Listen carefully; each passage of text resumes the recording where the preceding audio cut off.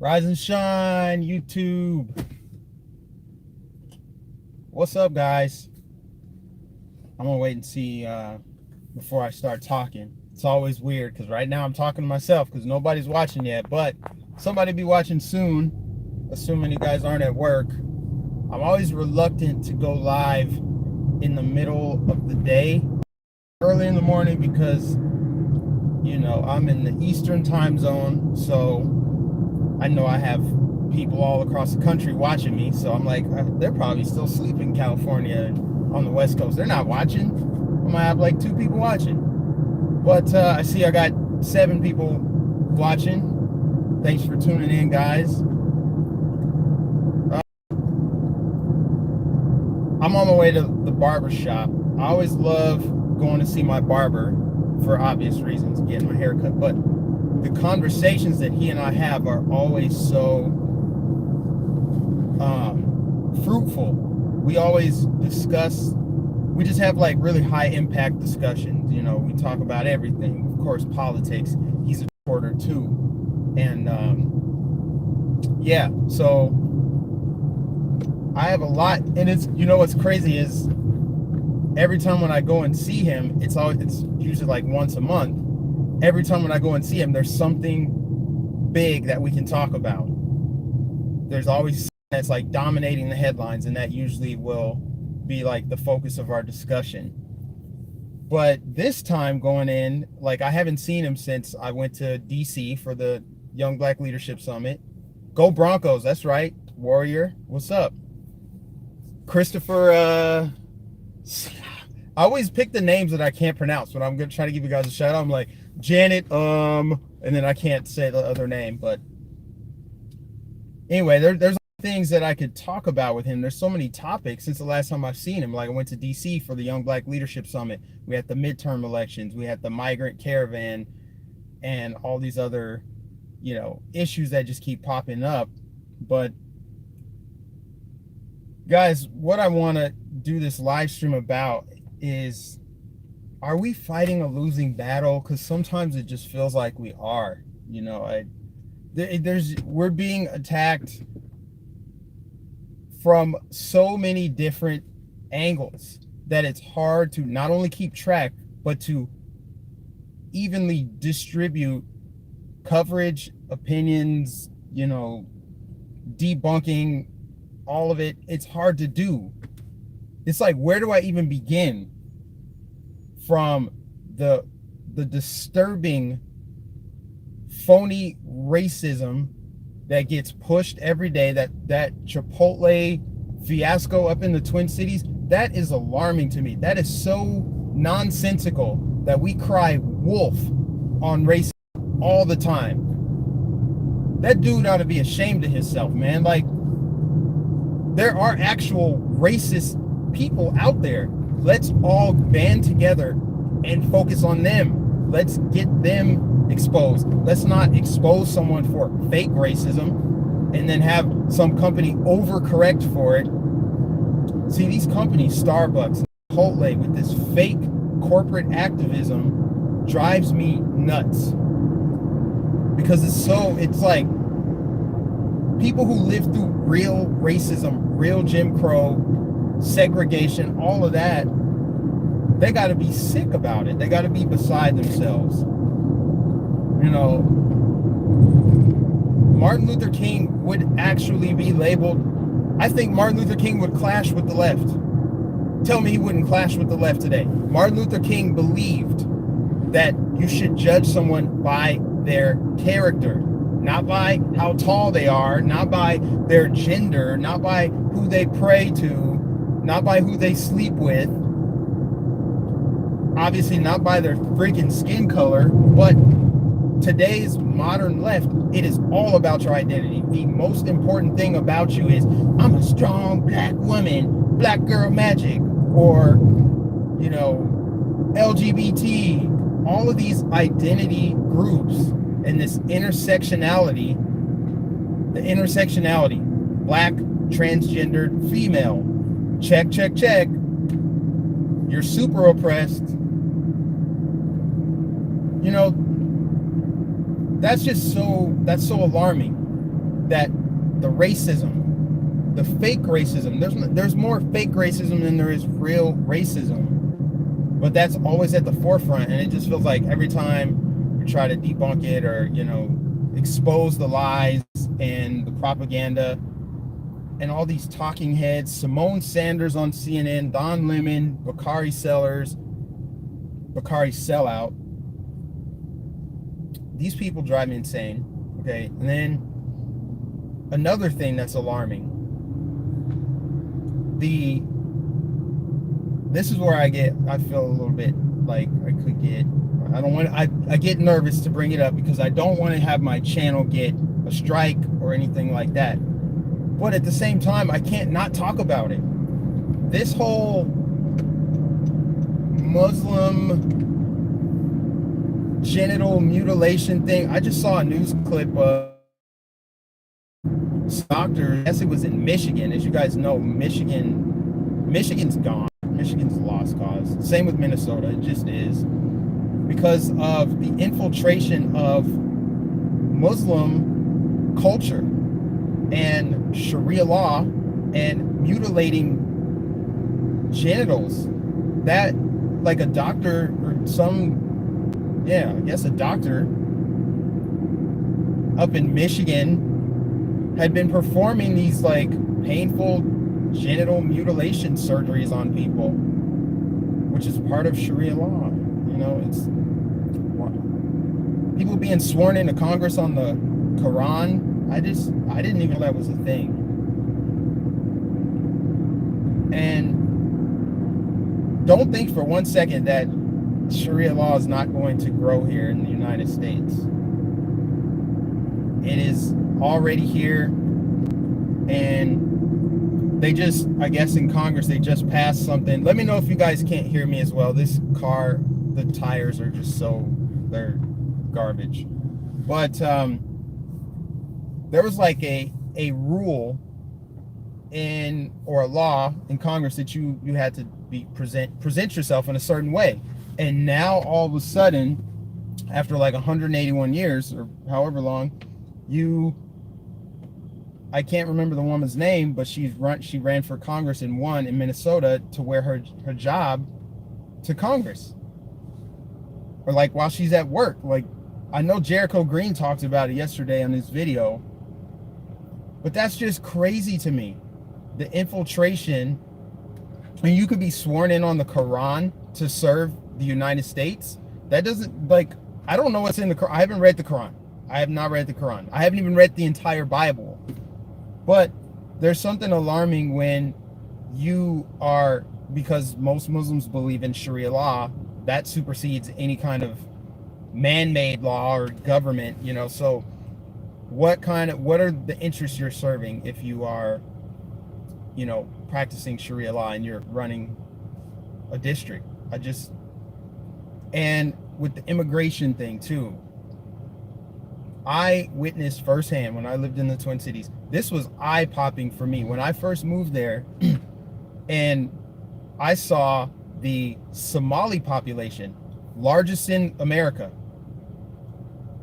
Minnesota has the most Somalis out of any state, which on surface, who cares? I don't have a problem with the largest of any population, but when I saw that they did not assimilate whatsoever, like Somalis in Minnesota didn't even interact with just black Americans in Minnesota.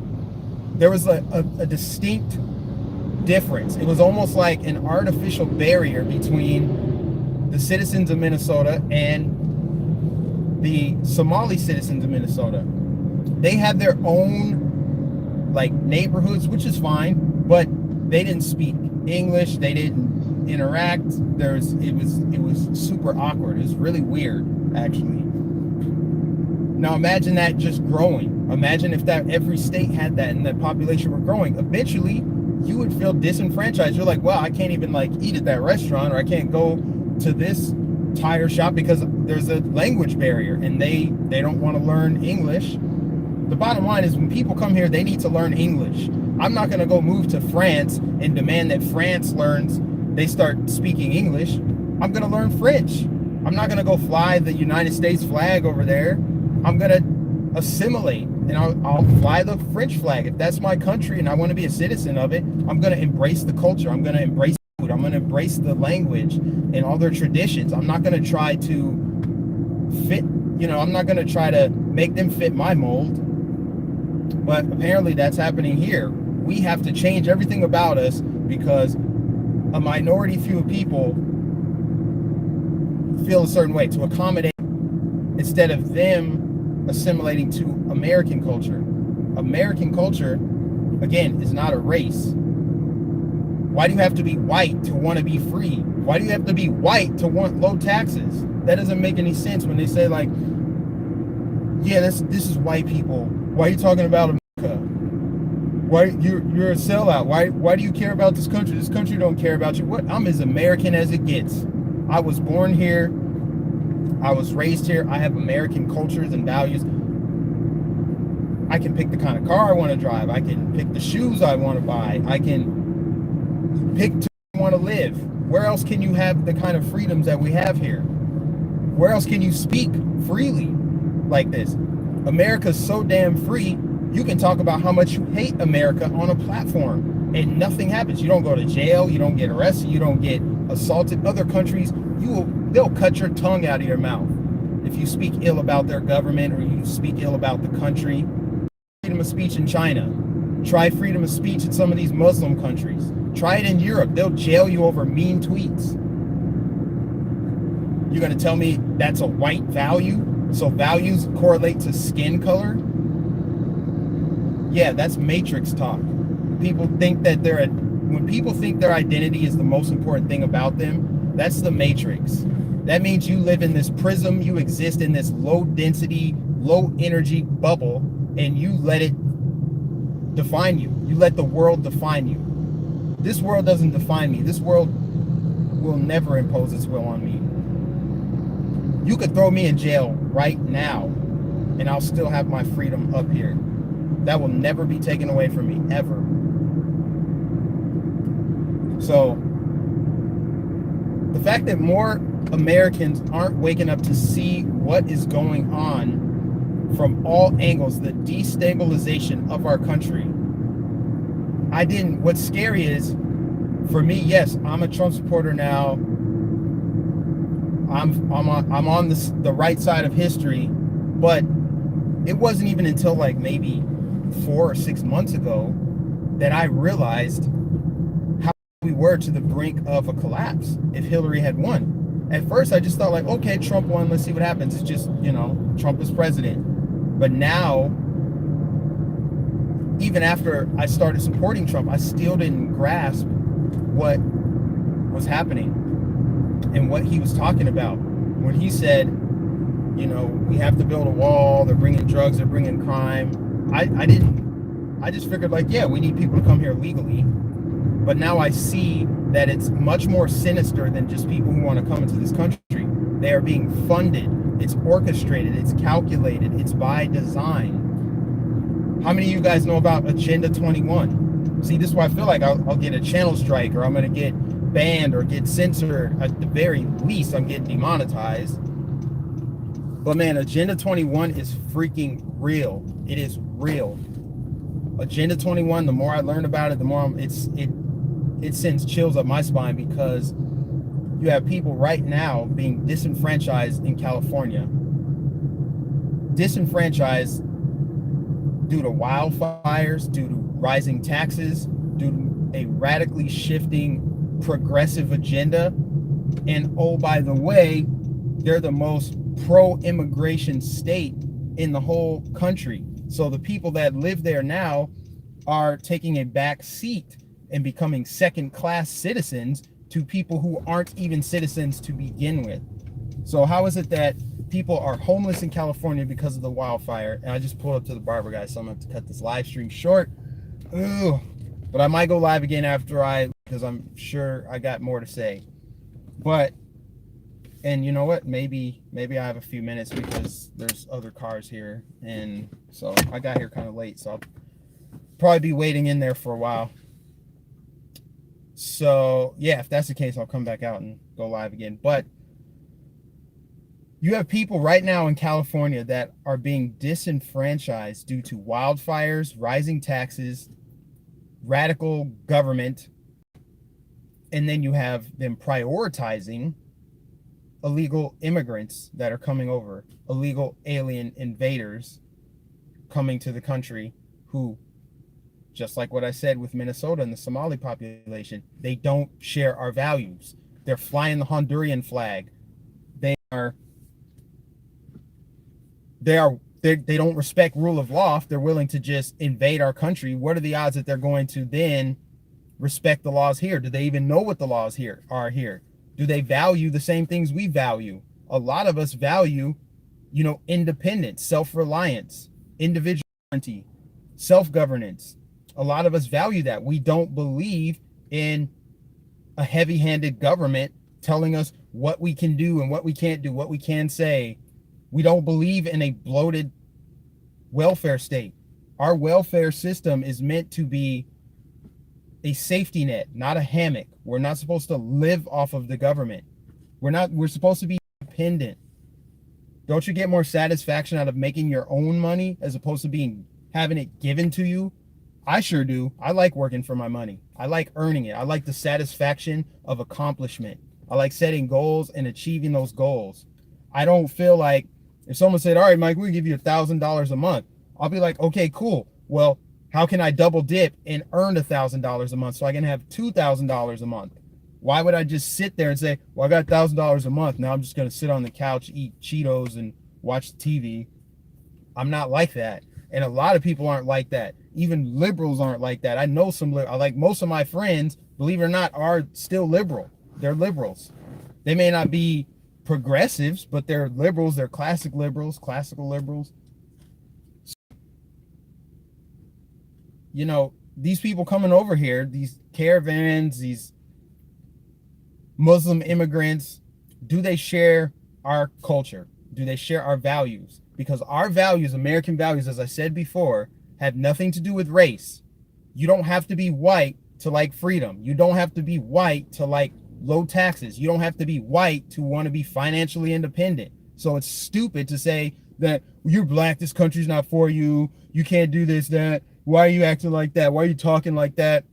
Because I think for my damn self, dummy. That's why. Okay? That's why. And we got to stop with this African American. We're black Americans. We're Americans who happen to be black. Like, yeah, I have African descent. I talked about this a couple weeks ago in a video.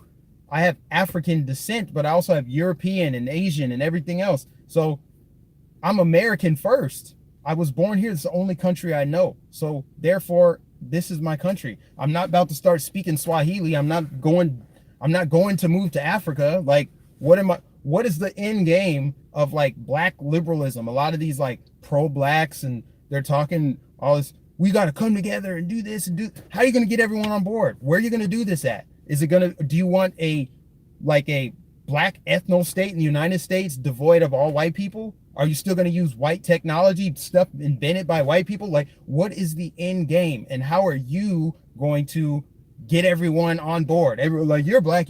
Come on, let's do this. We got to do this. Let's organize. Let's regroup. Let's get all these people together. And here's how we're going to make the black community better. It's like, no, that's not how it works. It doesn't work that way. The world is full of individuals pursuing their own self-interest.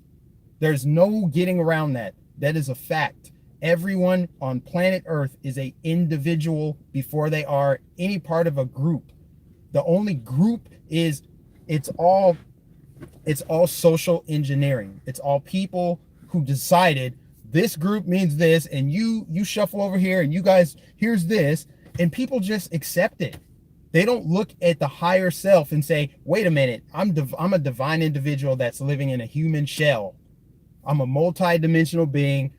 God put me here. I am strategically placed in this country for a reason, and I'm going to define that for myself. I'm not going to let the world define me and impose its will on me. But so many people living in the matrix, as soon as people start talking about skin color and why that's the most important thing on planet Earth is the color of my skin, as soon as people, I almost have to tune them out, because I'm like, we're not even on the same, we're not gelling, we're not on the same wavelength. We are not there, because for you to focus on that, That is some man-made idea. Man wants to play God. Man wants to be God so bad.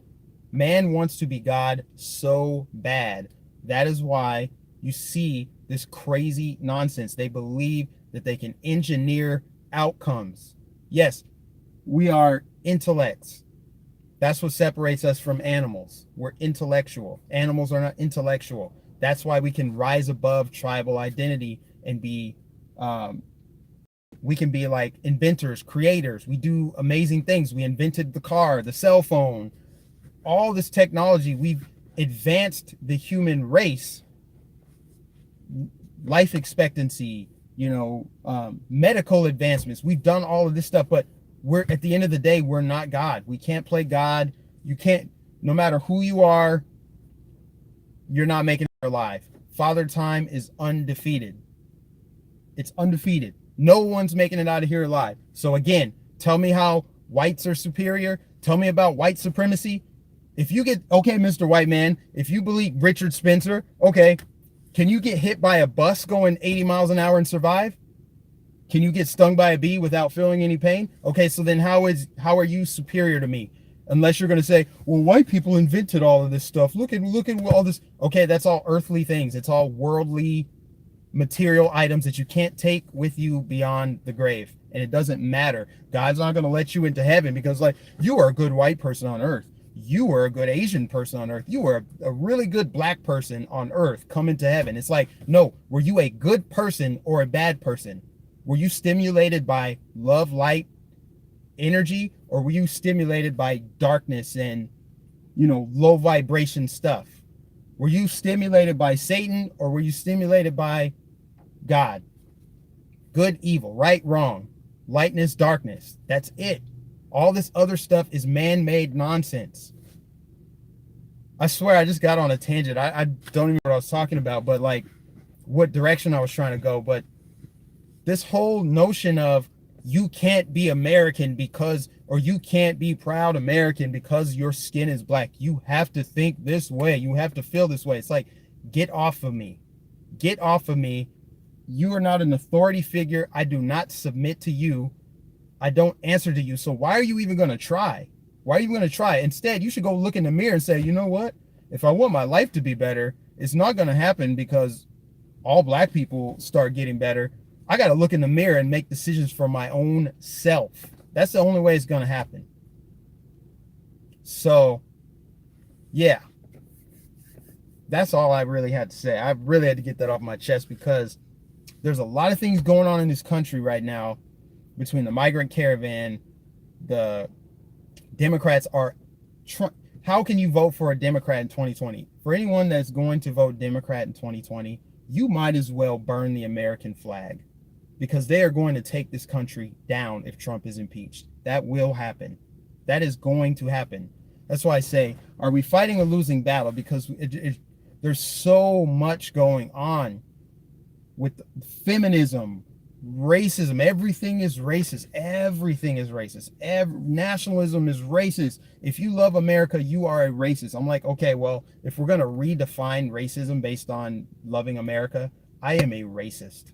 Let me go on record and say I am a racist for loving this country. So whatever they're saying about white people who love the country and want to fly the American flag, oh, Proud Boys, they're an alt-right Nazi sympathizing hate group, except they have brown and black members, and I've met some of them, and guess what? They're not. That's a lie.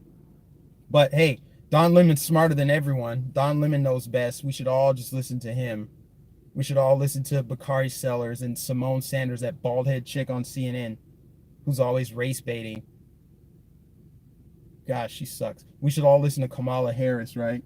Cory Booker. These people know best. Liberals know best. We should listen to them. It's all the conservatives that are they're all the hateful people. The Republicans are the bad people, even though they've always been on the right side of history. Go figure.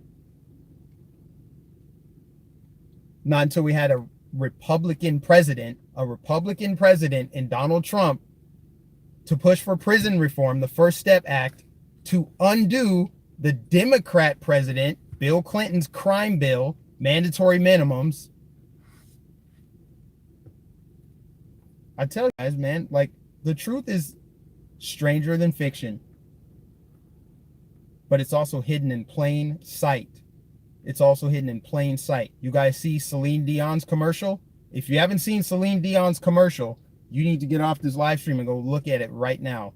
It's like a minute long, where she talks about, she puts the NWO agenda, the stuff is right there in front of you guys. I used to think, you know, this stuff is, it's just conspiracy theory. It's not real. This stuff isn't really happening.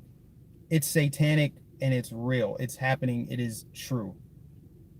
The NWO, New World Order, global governance, one world order, one world agenda, or what is one world government, one world currency, one world religion, no genders, just a genderless being.